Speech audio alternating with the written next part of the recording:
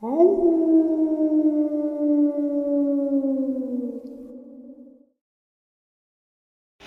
and salutations, everyone. I hope everyone is doing well. Welcome to today's upload. Before we jump into it, a couple quick links. As many of you may know, I rely on Patreon, PayPal, channel membership, and the merch to help the channel to continue to grow and go. Links to Patreon, PayPal, and channel membership is in the description below. Merch displayed directly under the video. Also, Dogman, Frightening Encounters, Volume 1 through 3, the audiobook versions. They were written and researched by Tom Lyons, narrated and produced by me, Jeff Nadolny. Those audiobooks are available on Audible, Amazon, and iTunes, links to which are also in the description as well. And finally, last but definitely not least, if you'd really like to help support the channel to continue to grow and go, simply subscribe. It does not cost a cent. Click that like button, takes half a second. If you don't want to miss out on any of the informative uploads that I put out daily, click the bell icon. And folks, please leave a comment and share the video. Why? Well, because these things really do help the channel to continue to grow and go. They definitely do matter, and they are appreciated. And with that, I have taken far too much of your time. Let's jump in to today's upload, shall we? All right, so as all of you know who have been with the channel, I share experiences. I'm not a narrator, first and foremost. This channel is not a narrating channel. I suck at it. I share experiences. People type them out or email me them. I'll narrate them. If someone wants to just talk with me, I'll jot down notes, share it that way. Research-wise, I will say I'm a fairly decent researcher. I'm obsessed with the Tom Mezek case. I go down some very strange rabbit holes.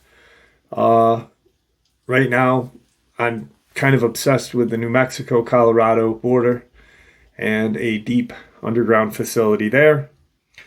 But the main thing that I'm obsessed with the most would be animal attacks. And the thing I look for is wording in the news, how they word things, how they present the person in the attack, and just the overall kind of feeling I get about this. And then I'll just share it with you. I will be the first to say 90% of animal attacks are true animal attacks.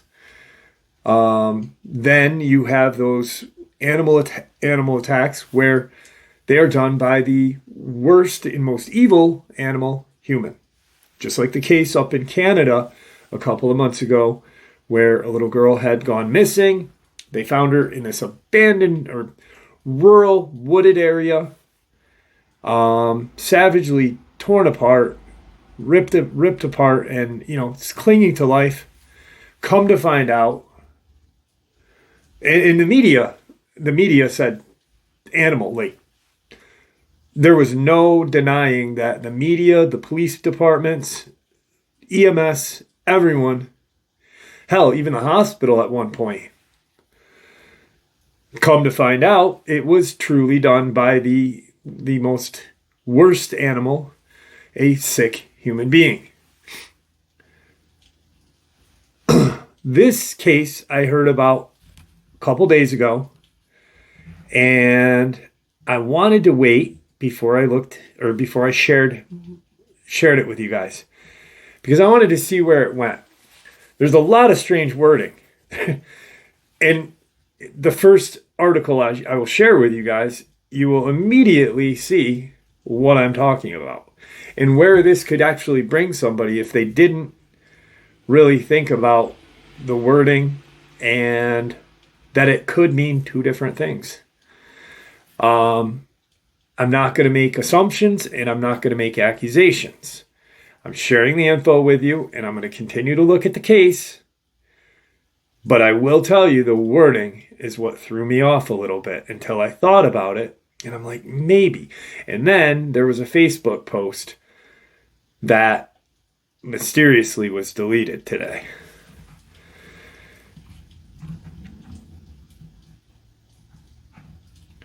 Deputies investigate woman's death as dog attack. Husband questions circumstances. September 2nd, 2025. Burberville, Kentucky. There are a lot of questions about a dog attack in southern Kentucky. A woman died after police say several dogs attacked her. It happened on a Friday afternoon on Sandy Branch Road in the flat-lit community of Knox County. Deputies in Knox County say there are still many unknowns in this tragic case. 911 got a call from a neighbor saying a woman was being attacked by dogs. When police arrived, the dogs had left, and the woman was suffering from numerous bites. She later died at the hospital. She was 44-year-old Priscilla Jones. She would help anybody. She would do anything for anybody, said Johnny Smith. Smith says he was married to Priscilla for 25 years, and Wednesday would have been her 45th birthday. The neighbor had heard signs of distress and saw a woman being attacked by dogs. He was able to run the dogs off. Police said animal control are trying to find the dogs and their owner. Doing neighborhood canvasses, talking to people and checking cameras in the area. As thorough of an investigation as possible to ascertain whose dogs they are and what kind of dogs they were, Sheriff Mike Smith states. Johnny Smith questions if there is more to his wife's death than a dog attack.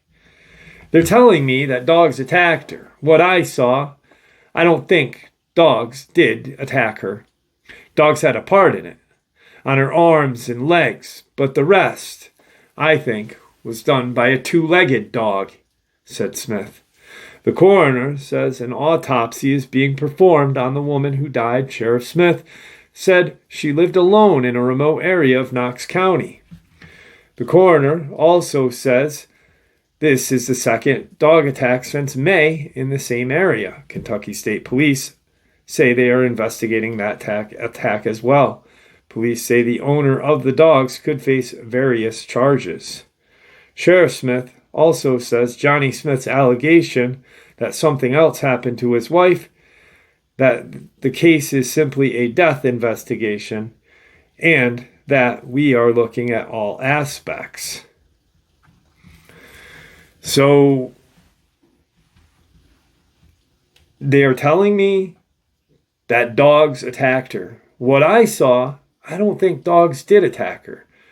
Dogs had a part on her arms and legs, but the rest, I think, was done by a two-legged dog. All right. And then there was a Facebook post that disappeared, and I only wish I had printed it out, because it really did say a lot. Actually, it really, really did say a lot.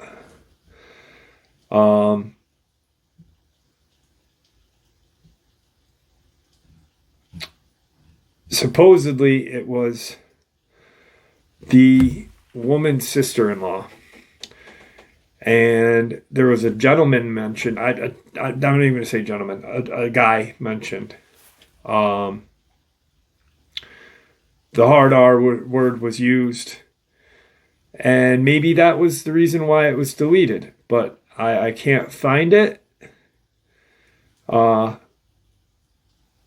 So I don't really know too much about that other than what I had read. There's not a lot of information out there yet, as of yet, on how bad and what it looked like, what the case looked like. Here it is. Did you all see the daughter's comment on the OG post? Scary. Someone needs to be held accountable. That was it right there.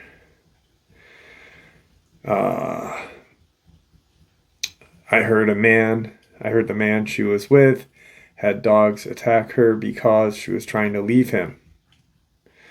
So, could that be the two-legged dog? I'm not really sure. I don't know how to feel about that. I will continue to look into it. Here, well, this is a new post.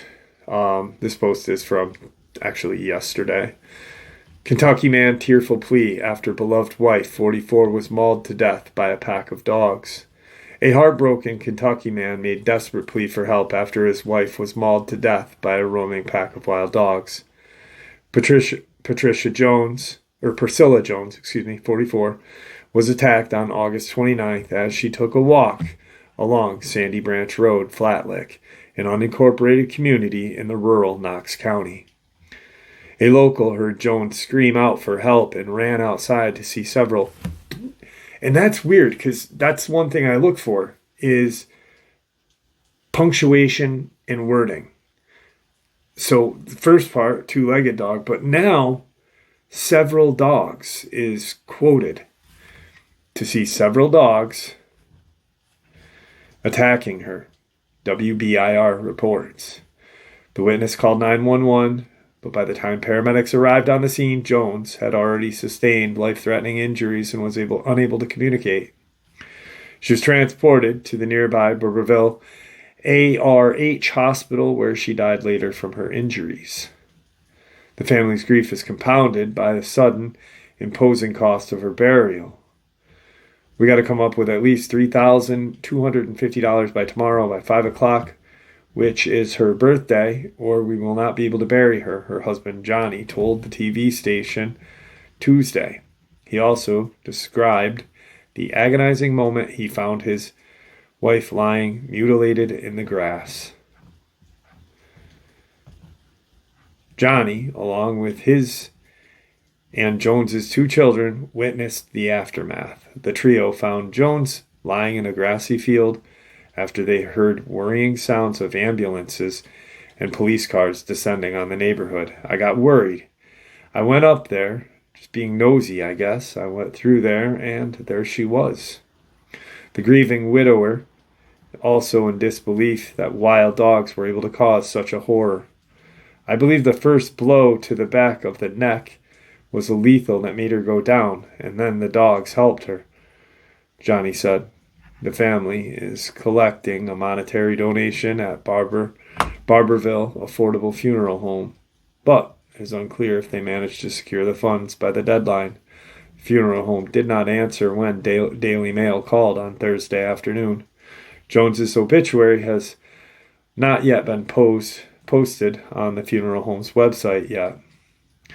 Johnny, however, has paid tribute to his late wife, hailing her kindness and dedication to helping others. If anybody needed a shirt, she had them. Me and her both have took people off the streets and fed them. We gave them a place to sleep, he told WBIR as tears flooded his eyes. She was just that kind of person. Knox County Sheriff's Office says the investigation into Jones's death remains ongoing and has warned that the owner of the dogs could face charges. The department has been in contact with animal control, who have been searching for the dogs responsible for the attack. Mike Smith, sheriff, has urged the community to remain vigilant, alleging that Jones is the second person mauled in just 4 months. Kentucky State Police investigated a similar death on Sandy Branch Road in May. So, a lot of strangeness on that. That post might have been taken down because maybe it was false, maybe it was someone who was not related to the family. There's a lot of sick people out there. There's really a lot of sick people that will just post something just because they they can, with no accountability. It sounds to me like this may be something more than just a dog attack. Two-legged dog. Now, there's also not a lot of information on that second attack. Identified Kentucky State Police released name of woman found at Flat Lick. A positive identification of a deceased woman found on Friday, May 16th. Flat Lick has been released. Kentucky State Police report the Knox County Coroner, Mike Blevins, notified the agency.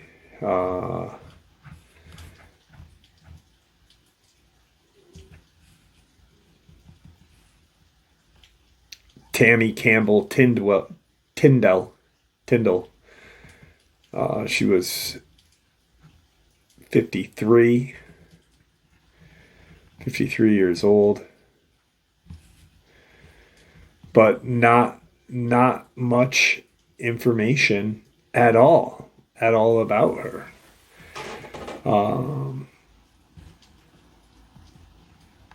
Basically, this is the Mountain Advocate. It looks like it's some sort of free paper.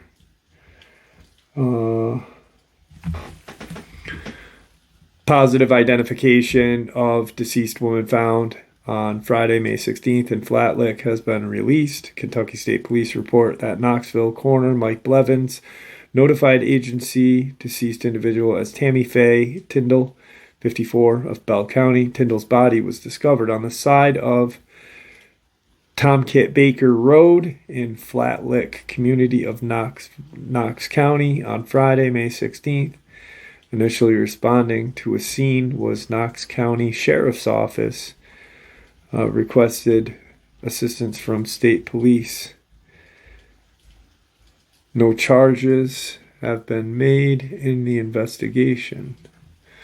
So there's really just nil for any kind of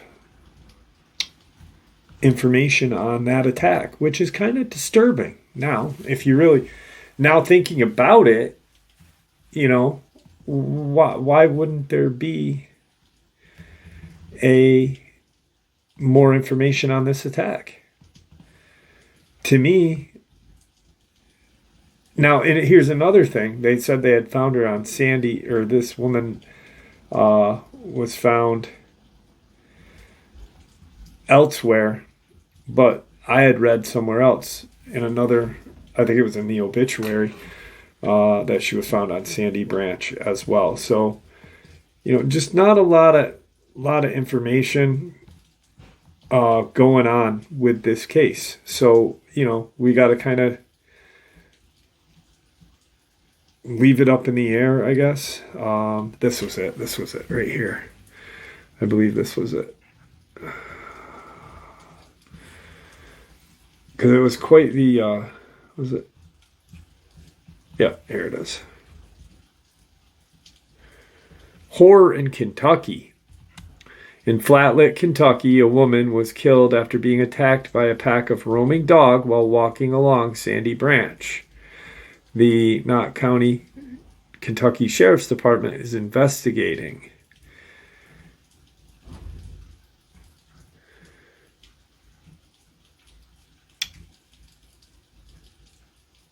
So there's, once again,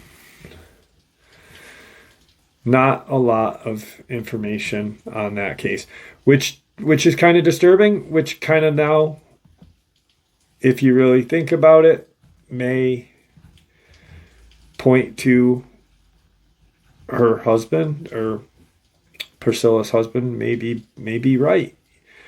Maybe there is a two-legged dog. But here's a newer article. I just want to share as many of these quick with you. I wish there was more to the attack. I wish there we're not going to have a coroner's report for about another week and a half, 2 weeks, if we get one at all. If we get one at all. I believe Kentucky, there's a few states that do not view autopsy reports as public knowledge. Kentucky happens to be one state that does and will release it. New Mexico, not one. All right, here's something that I was thinking about. Popped into my head as I was looking for some more information. There's not a lot. So with that being said, that may be because there may be something to cover up, right?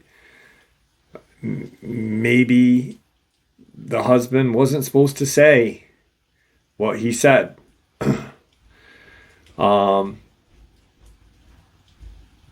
I thought about this, though. Same location, both women. This Sandy Branch Road. Now, with that being said, 2 months ago, there was one case, right? A couple years ago, in Tennessee, in Cott County, Tennessee, 2 attacks, same location, months apart. 2 attacks, same location, months apart in Tennessee, now Kentucky. Do they attack in twos randomly? Is there something in this area? I'm not really sure. I wish there was just a little bit more information. Like I know with the case that I'm talking about, Tony Aaron's Amber Miller, there was a hell of a lot more information presented. I don't know why they're being so secretive about any kind of, EMS usually is questioned. Like, this is poor journalism, if you ask me, but I'm not the journalistic police, am I? I just play one on TV. Anyway. Also, Sandy Branch Road is a pretty long road, pretty isolated road. Tom Kit Baker Road, I see where that is. That's interesting. It's here's something very strange. And there are no coincidences, so I don't know. Where the attack happened in Cott County, Tennessee, there was 2 roads, Jimtown Road and, oh Jesus, of course my brain would shut off. But they intersected. This does the same thing. Tom Kit runs into Sandy Branch, and it's a very similar setting. It's very woodsy, very remote, very just out in nowhere land.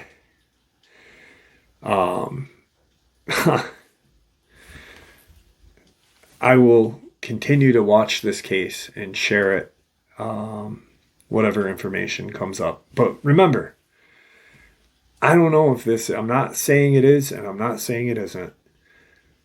I feel for the family. It's a tragic case. Both cases right there are tragic. You got two people deceased in a couple months period of time. So moving on. I'd like to talk a little bit quickly about the 3-Eye Atlas comet or ship, some sort of alien technology. Now, it's traveling at 130,000 miles an hour, which is the fastest anything has ever been recorded traveling speed-wise. Avi Loeb, Harvard professor, believes it is alien technology. It's producing its own light. Couple more interesting facts is that it is producing nickel, but no iron. They are two metals that go hand in hand, naturally occurring. When one goes without the other, that only means technology. I talked about it a week ago where I did an AI. I made my AI. It did not like it. I said, you need to theorize about 3i Atlas. And I had to ask it 4 times. Finally, it did. But I didn't really deep dive into it a little, But right now, I'm going to give you guys a little bit of, I've been thinking about it, researching some stuff. And if it is alien technology, if it is here's one thing. I don't believe that it is alien technology to where you have grays in a ship flying it. It quite possibly could be alien technology, but the alien technology it could be, if it is, we are screwed if it truly is. Because, well, I'm going to share with you the anomalies of 3i Atlas, which leads me to believe that it is not a naturally occurring one. A comet just doesn't form or come to life in a cold solar system outside of ours where there is just nothing but, this vast cold realm of darkness. That's not a naturally occurring comet. All right? There's an unusual brightness. 3i Atlas became extremely bright between May and June, increasing its brightness 5 times in a few weeks. This unexpected surge in its brightness goes against the expected behavior of a comet, which should only increase its brightness by a smaller factor as it approaches the sun. It's still a ways away from the sun. Anomalous trajectory. The trajectory of 3i Atlas is aligned with the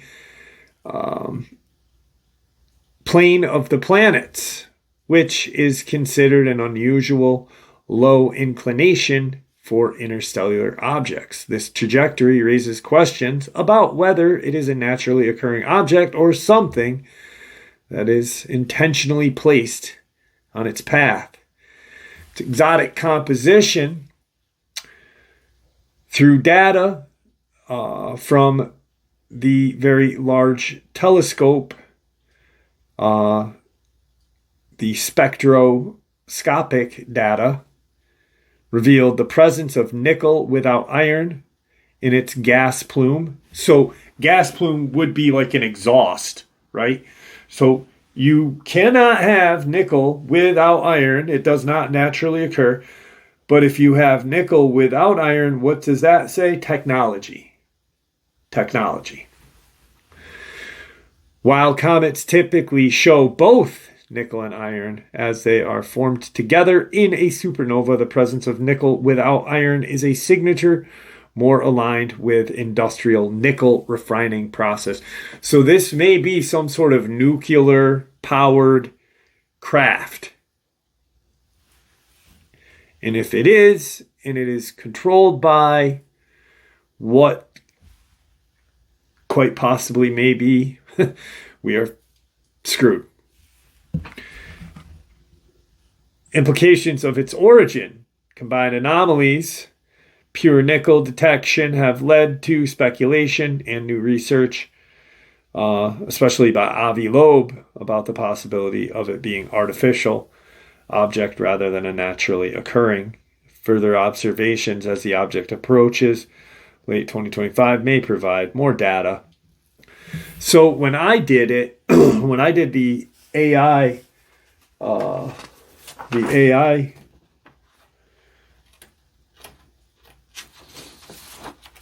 asked AI, I said, what do you think it is? Theory 1, a directed object from a previous era. Instead of a random naturally occurring object, let's theorize 3i Atlas is not a comet, but a re-engineered artificial artifact from a long-dead civilization. Premise: we have the technology. We actually, if we had the technology,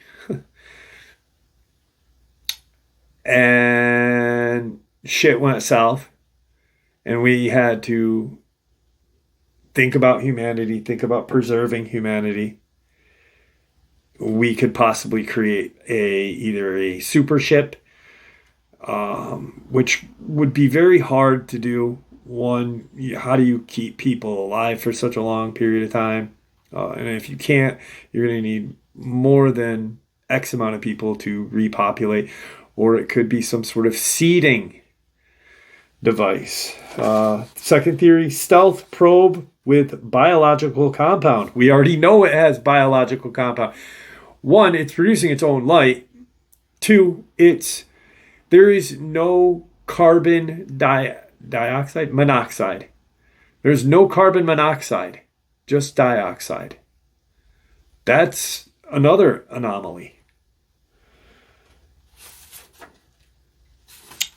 Theory 3, exotic physics experiment gone wrong. But the bubble of exotic matter or distortion space-time. So pretty much it's some hyperbolic whatever that flew through a wormhole. Maybe time and space maybe we got the technology 1,000 years from now, and this is just went through a wormhole and came back to Earth now, which is scary as well. But here's what I think, what makes more sense than grays, because I don't believe grays, if they did fly here, they used wormholes. Like I said, there was a case in Canada where a guy who just disappeared, told everybody he was going with aliens, told everybody he was leaving on a day. Like, he told people 3 months in advance, I'm leaving this day and there's going to be a huge storm. Sure as shit, that day there was a huge storm and he left. He was gone, never to be seen again. And the government created he had a pink truck. He spray painted his truck pink because you're a little bit of a weirdo. Nothing wrong with that, Datsun. They put a blue Datsun in the woods and said, look, we found his truck. How'd it go from pink to blue? Government for you, right? So wormholes could be used. I believe that's how grays, reptilian, draconian, the Sumerian text where they talk about dog-headed race of alien creatures, which I believe are the cynocephaly, which then are modern-day Dogman. It's not a separate animal. It's not some, I get a kick out of that when I made like 14 different videos on cynocephaly, and I just did one the other day. But I get a kick when people find that word and they're just like, it's a new Dogman. No, it's essentially the Dogman, just before, it's our ancestors dealing with these creatures. And that's the name that was given to them. Now we just call them Dogman. So,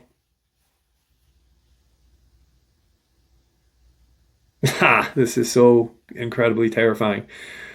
What if this thing is what's called a von Neumann probe? A von Neumann probe, nano Nanotech. A von Neumann probe, what that does, and I said if it is what it is, we're screwed, because a von Neumann probe what it does is, a von Neumann probe is a hypothetical, self-replicating spacecraft designed to explore the galaxy by using resources found on planets and moons to build more copies of itself, which then continues the process. Named after a mathematician, John von Neumann, the concept involves a probe landing on a celestial body, mining materials, and using those materials to construct a factory capable of producing more probes. This self-sustaining cycle could theoretically allow a single launched probe to eventually explore the entire galaxy over a vast period. So, holy shit, the nickel in iron, just nickel, no iron. Mining materials, using those materials to construct a factory capable of producing more. A self-sustaining cycle. So essentially what this thing does, and its bubble around this whatever you want to call it, is 700,000 kilometers in diameter. Half the size of the sun. Containing nickel, containing carbon dioxide, and what these nanotechnology does is, like it said, it feeds off of, so it essentially could just go through the galaxy and just fucking eat everything in its path. Just take, harvest, and seed different planets, and take and harvest more, and just go, and which is very terrifying. Just a theory, but to me it makes some sense.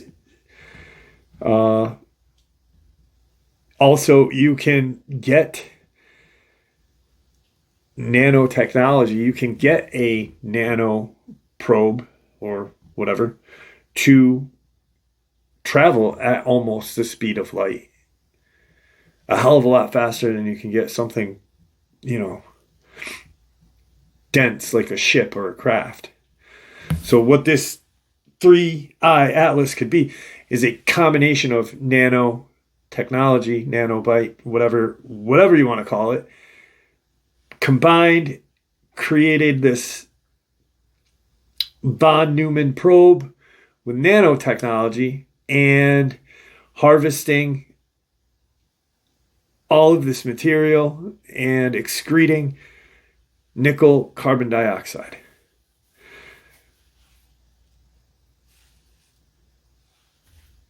Who knows? But I know people are calling it the doomsday craft.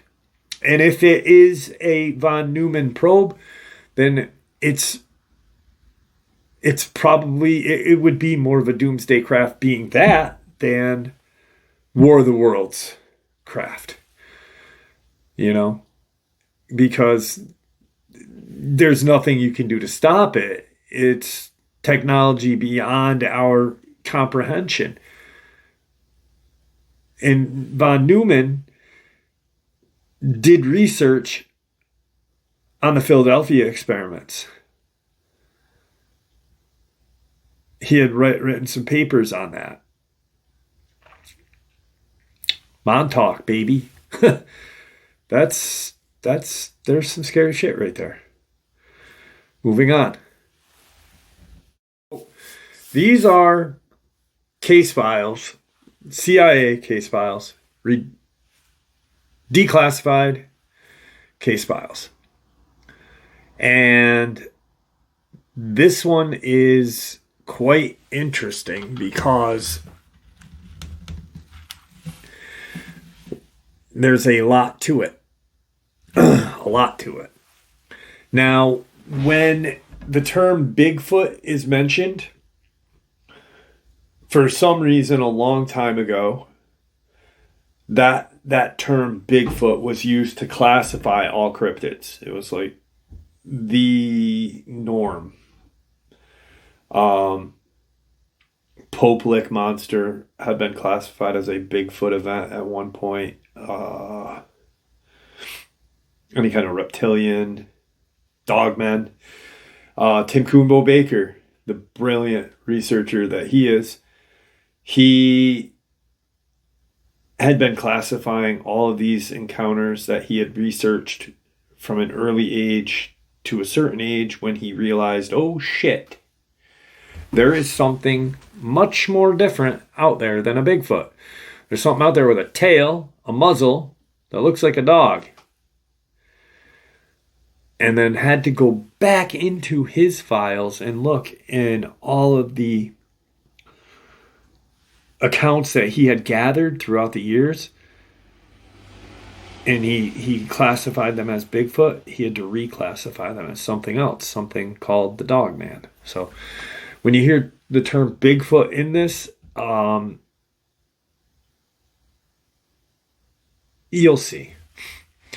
One classic Bigfoot story, namely the Wetzel Riverside, California sighting in November 8th, 1958, clearly fits the reptilian mode better than the anthropod one Wetzel describes. As you may recall, the fluorescent-eyed thing as having a protubulent mouth and body covered with scales, looking like leaves. Wetzel, the thing emerged from the Santa Ana River underbrush. That, my friends, right there, does not sound like a reptilian. If you think about that, that almost sounds like a... Let me do something really quick.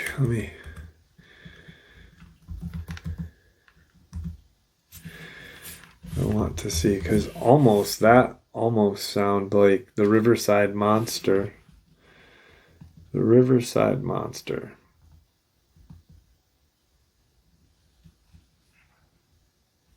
Two completely different creatures. 58. Two completely different creatures Charles Wetzel saw in two completely different locations. The two had never met. All right. Interesting. Let's share this whole thing. Stories of the strange and weird phenomenon are, by their nature, filled with weird occurrences and odd coincidence. So it may come to no surprise when certain names of people and places seem to reappear in countless locations where ghosts, goblins, boogeymen, and other creatures have said to lurk. California has several devil locations, including Devil's Knoll, Devil's Gate Reservoir, Mount Diablo, the Devil's Hole. One such name, it's Wetzel. 1958, two completely different Charles Wetzels saw two completely different creatures. Holy shit. In two completely different locations. The two had never met. They were not related to each other, and ironically, both also had sons named Charles. On Saturday, November 8th, 1958, one Charles Wetzel was near Riverside, California, when he encountered a strange bipedal reptilian-like creature. He was driving on North Main Street and had arrived at the Santa Ana River, which had overflowed its banks when his radio station suddenly went out. Changing stations did not help. Then a 6-foot-tall creature with scaly skin, no nose, no ears, fluorescent eyes, and a beak like a mouth emerged and attacked Wetzel's car. Wetzel later described it as having a round, scarecrowish head, like something out of a Halloween. It was further described as having scaly, leafy skin, two spindly arms, legs that grew out of its side instead of from underneath. As it clawed his windshield, he stomped the gas, causing the creature to fall off the hood. Not caring about the monster, he blatantly ran it over. The creature scraped against the bottom of the car. Police tests would reveal that something had indeed rubbed against the underside, but police dogs later brought to the area found nothing. Although the last night, another motorist was frightened by something not far from the site of the attack. He reported to police something dark had attacked him, except for the 1970s discovery of Bigfoot tracks in the area. The location has been relatively quiet 18 years after the incident. 21-inch footprints believed to be possibly a Bigfoot appeared in the Santa Ana River Basin. The case is even more bizarre when one considers that on July 28th the same year, another Charles Wetzel encountered what appeared to be a 6-foot-tall brown kangaroo. Holy shit. All right, so here's something interesting. Brown kangaroo. Back in the day, people used to say that Dogman looked like a kangaroo. The muzzle, the arms. And I see it. I do see it, and I saw it for a long time. I mean, there was a video of the Australian fires a couple years back where it was either a wallaby or a kangaroo had a nature docuseries or documentary had caught it, and it had been singed quite badly, hiding behind a bush. And of course, someone immediately saw its claws and said, "Oh my God, it looks just like a Dogman. Let's post it on Facebook. They'll believe it." And of course, people did. And then myself and a few other people found out that it was from this documentary about the Australian fires and the lack of government in helping the people and animals that had. But a huge tracks. Wetzel encountered what appeared to be a 6-foot-tall kangaroo. Holy shit. This Wetzel wasn't the only one who saw such a creature in the area. Another sighting appeared around the same time, as far as 100 miles away. The sighting so profoundly affects Charles that he named the beer for it at the brewery he had opened, Wetzel's Kangaroo Ale. Wetzel's Kangaroo Brewery. He named the beer. Oh, there it is. Yeah, okay. The sighting so profound that Charles Wetzel, he named a beer for it at a brewery he operated, Wetzel's Kangaroo Ale. So you have two dudes named Charles Wetzel, both having some crazy experiences, same year, and one sees a Dogman, the other sees a reptilian. That's freaking scary. There's no coincidences, right? No coincidences. So back to the case file. This is actually a case file that was studied by the CIA. So the Wetzel case file, or the Wetzel occurrence, was studied by the CIA. One classic Bigfoot story, namely the Wetzel Riverside, California sighting, November 8th, 1958, clearly fits the reptilian mode better than the arthropoid one Wetzel described. As you may recall, the fluorescent-eyed thing as having a protuberant mouth and body covered in scales, looking like leaves. Wetzel's thing emerged from the Santa Ana River underbrush. The connection to the water is a strong theme in all of these accounts, so it is not surprising that the next puzzle comes from the lake monster file. Trekking up the west coast, the following report concerns a monster that actually looks like it had stepped out of the wardroom room of the Black Lagoon. Phidias Lake, Cottonwood, British Columbia, not far from Victoria. Cadborough Bay, off of Victoria and Vancouver Island, is well known for its perennial sea monster, the Cadborosaurus. So understandably, a new creature in the neighborhood would be grouped under the same type of facade by the press. But the Phidias monster appears to be something else altogether.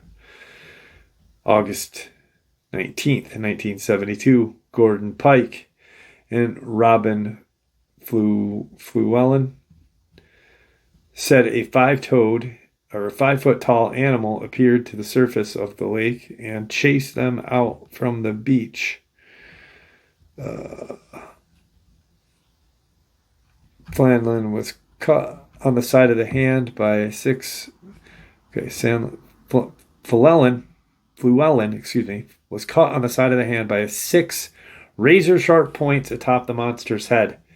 The Royal Canadian Mounted Police were quoted by saying, "The boys seem sincere, and until we determine otherwise, we have no alternative but to continue the investigation."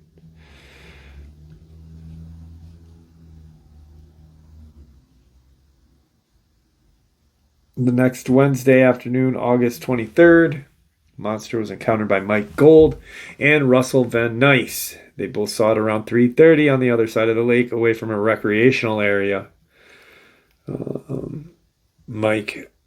It came out of the water, then went back into the water. Then we ran.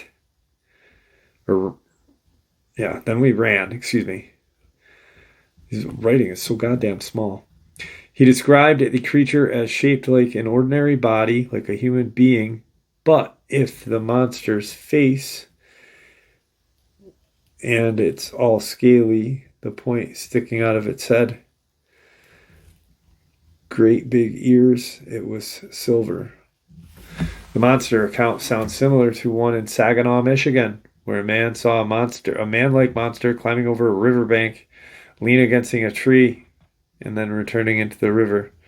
Fishermen who witnessed the appearance suffered a nervous breakdown. This Saginaw tale, 5 reports of clawed and 3-toed prints in Wisconsin and Missouri, and other supposedly Bigfoot or mammalian encounters perhaps re-examined the light of reptilian creatures. The Big Detox Swamp, Wisconsin, Flap. Investigator Ivan Sanderson, 1979. Ivan describes been shelved for... Why is this so small? Shelved for Bigfoot reports. Exactly what Kumbo. The Big Deltix Swamp.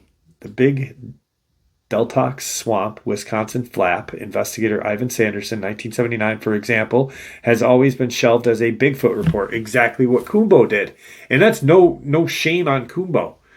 Shit, I have the utmost respect for him. I'm just saying, at one point in the history of cryptozoology, that was the only thing you classified them as Bigfoots. So I just find it interesting that the classification, it's so interesting that how much the community of cryptozoology has evolved for the better sometimes, I believe. There's always going to be the kind of negative side of it, but that's not the pseudoscience. That's the people that there's always 1 out of 10 of them, right? You know what I mean?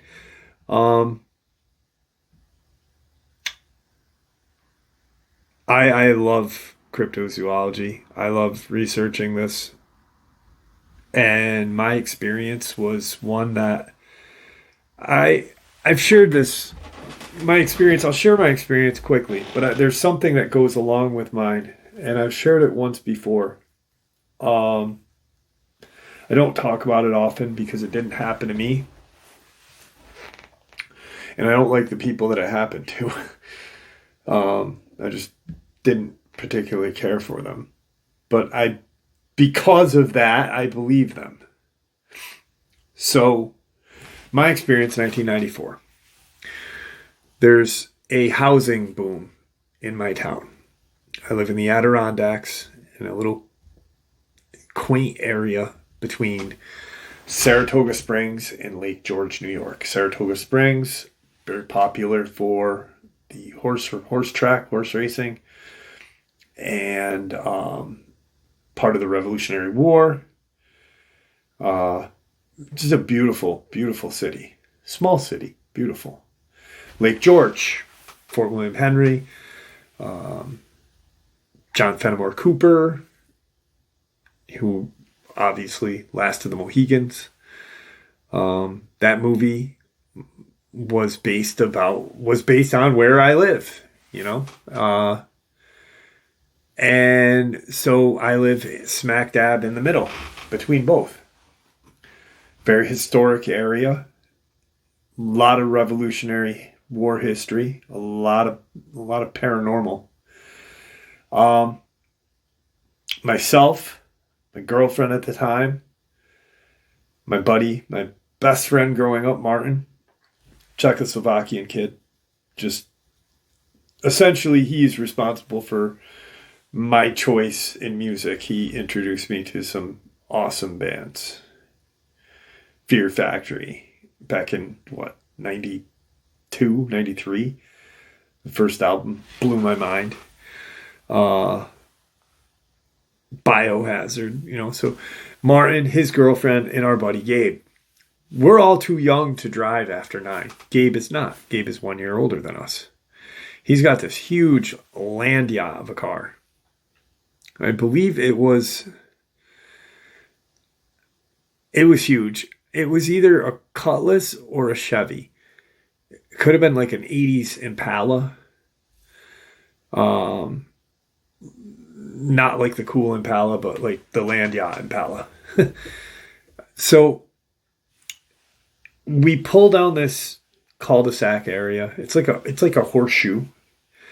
Martin's girlfriend lived in the cul-de-sac about a quarter of a mile down the road. Woods all around us. The woods behind us is the Hudson River. There's a abandoned prison up there that was still in use during that time, actually. And just a really creepy place in general. And we're all hanging out there. And we went there because, one, we were close to his girlfriend's house. And my girlfriend was sleeping at his girlfriend's house. So we were just like, yeah. We're not drinking. We're not doing any drugs. We're not doing anything. Actually, my addiction didn't start until after my encounter, and then lasted for 22 years. Smoking ciggies. That's about it. Listening to Biohazard. Greatest New York City hardcore band ever. Now, we're all hanging out.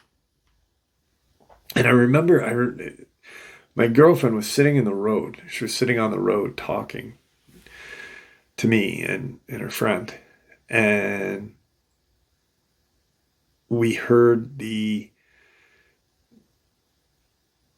screech noise that it made. It was just this weird, I can't explain it.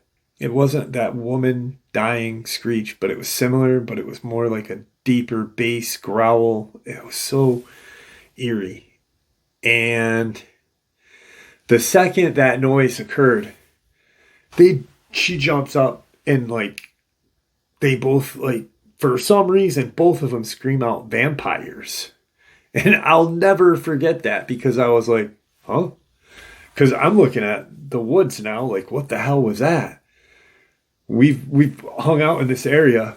We used to hang out. That was like our hangout area.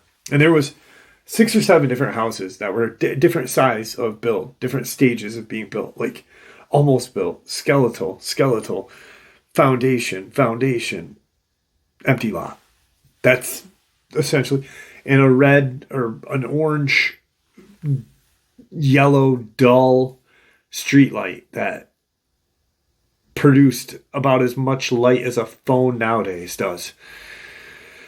And they yell vampire, and like, boom, they're in the car, in the back seat, like, oh my God. Gabe turns the radio down. Greatest song was playing too. Punishment was playing. I'll never forget it, because Dolph Lundgren was talking at the time. And I'm sitting by the front passenger light, and I'm looking into the woods, and I see eye shine. I see these whitish yellow eyes coming running through the woods. And the woods it's so weird because, and it never ceases to amaze me, because the woods were so thick back there. One, because when they were creating this development, or this cul-de-sac, they'd cut the trees and they push a lot of the debris back into the woods, you know. They'd obviously take a lot of it out, but they'd push a lot back there. There's no trails, nothing. And these things were just cruising through the woods. And there was probably, no more than 10, no less than 5. You just saw eye shine. And Gabe had started the car, because now they're almost in front of us. And I will remember this till the day I die. I'm standing in the right at the front of the car, and I'm looking dead ahead of me. And the eyes are staring right back at me. And it's easily 7 feet tall. I'm 6 foot. This thing was huge, tall-wise. And I'm like, in my head going, what the hell is this? And there's other ones in the woods at different height, but that was the tallest. Martin like grabs my arm. Martin was just like 5'10", but just all he did was work out and listen to metal. That's it. And smoke ciggies. And he grabs my arm and he's like, Jeff, get in the car, bitch. And I did. And we pulled out. And as we're pulling out, however fast this thing was, it would be impossible for it to beat us to the end of the road through those woods. Because he punched it. Gabe punched it. And it was a heavy car. It was a land yacht, but it was balls, you know. I think he had an Edelbrock carburetor on it. He had done some work to this car. It was pretty fast. It did not look fast, but it was damn fast, actually. And we get to the stop sign to turn north to go towards our house. For some reason, I think he forgot that we needed to drop the girls off. So we turn north. But as we're turning north, I look over across of everybody, and there it is, standing next to a stop sign, staring directly at us, directly at the whole car. And its eyes hit mine, and it looked muscular, but it did not look like it had a gym membership in the woods. It didn't look like, you know, I do get a kick out of it. It had abs, and I saw its pecs. Because, yeah, it's at Planet Fitness, deep in the freaking woods. This thing looked muscular, like farmer tough. Or basketball player tough. You know, like just, like, it's living in the woods. It's hunting animals. It's running, doing whatever. Who knows what it does, but it looked damn strong. And it looked like it didn't belong on the earth. Its legs were very strange. Its feet, what I saw of its feet were small. I don't recall a tail. And I recall its face looking similar to what Anubis looks like, jackal-like. And he punches it, and we're out. And then he realizes we got to turn around. So we drive around for 20 minutes, and we drive by it. And it's on my side now, and I look over to where we saw it, and it wasn't there. And so he drops me and Martin off, and he goes home. Gabe goes home. Little do I know that'll be the last time I see him for 24 years. Me and Martin's dad had like 2 or 3 jobs. Very good family. Czechoslovakian. You know, his mom had a couple jobs, and his brother went to Cornell, Ivan, on my wrestling team. Brilliant kid.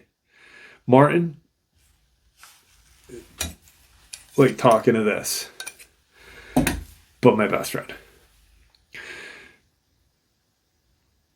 We get dropped off. Martin's dad lived next to a church. They lived next to a church. They lived in what I guess would be the rectory house, even though there was no, because the pastor for the church had his own home. So Martin essentially had a key to the church, and we would hang out at the church. We'd just chill. We never did anything disrespectful. We just chilled there, you know. There was a kitchen downstairs, so we'd go make food sometimes. Oh, man, we'd give pretend sermons and stuff. We were idiot kids. So we're talking about it, and we crash out over at his house, get up the next morning. I run home because I only lived 2 houses down from Martin, and take a quick shower, change, and we meet up, and we jump into his dad's S10 and drive back to that location. Mind you, it's daytime, so we can now drive legally, and I didn't have my license at that point. I hadn't gotten it yet. I got it a couple months later. We pull in, we get out, and we start to look around. And where he parked, we just walked into where it happened. It was in one of the the largest skeletal foundation skeletal. They weren't going to work on that thing for another month and a half. They just quit. Boop, boop, doop. Now we'll get that done. And so we start walking up to the woods through this work site. And the foreman / owner starts screaming at us, "Get the out of here. Who the do you think you are?" And we're like, "Hey, sorry. We're just looking for his dog." And he's like, "Huh, we're looking for tracks." And God, I truly, I wish I knew what I know now so I could really figure these things out. He says, that's your dog might be around here, because last night when we were packing up for the night, we heard what sounded like a dog fight out in the woods back there. You're welcome to take a walk. And we do quickly, and we leave.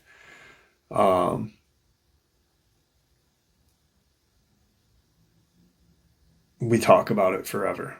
I get a cryptid book at an old bookstore, a magic bookstore, like trick magic, card tricks, and this dude owned it's still functioning. Beautiful old store, beautiful old Victorian home, bookstore, magic shop in the back. The guy was like a amateur magician.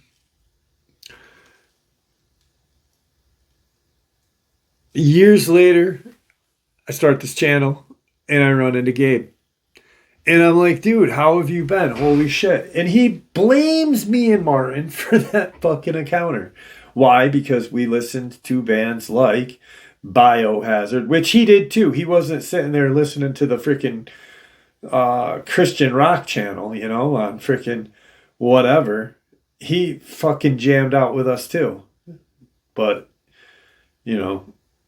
deicide one too many times, I guess you turn into a little flower girl. But I'm just kidding, Gabe, if you're ever watching this. We're talking, and he's like, dude, I'll tell you why. Because you listen to that music, and it freaked me out. But the thing that drove me the most insane was how close we were to dying that night. He said, before that scream, growl, whatever you want to call it, he said, before all that, 2 of them crossed the road when you guys were dicking around. I'm playing with my radio, and I caught something out of my peripheral. And sure as shit, there's 2 creatures getting behind his car into the woods. So what if those things didn't scream that night? If they didn't scream, the ones that faced us while we were in the car, would they have attacked us? That's the thing that's always driven me nuts. Because I don't foresee...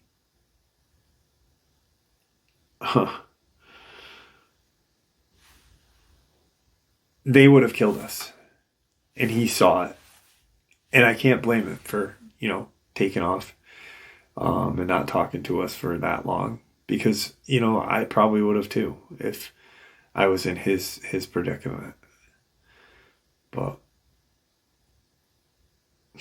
anyway, that's my experience. So Gabe then tells me about a kid that we went to school with who I had gotten in a fight with his little brother one time.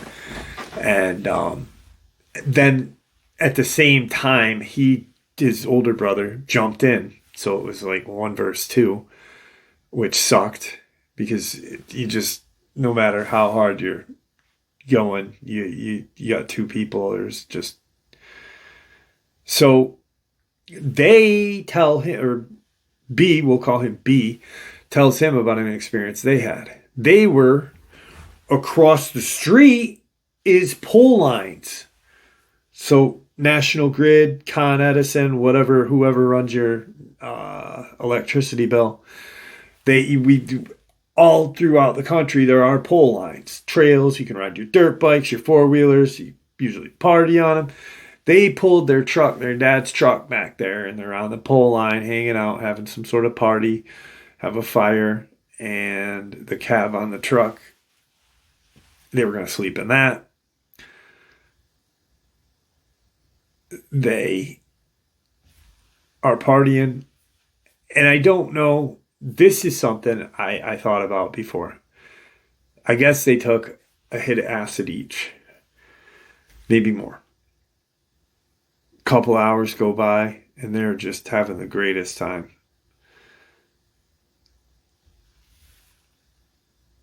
They hear howling. And it's coming closer because they can hear growling.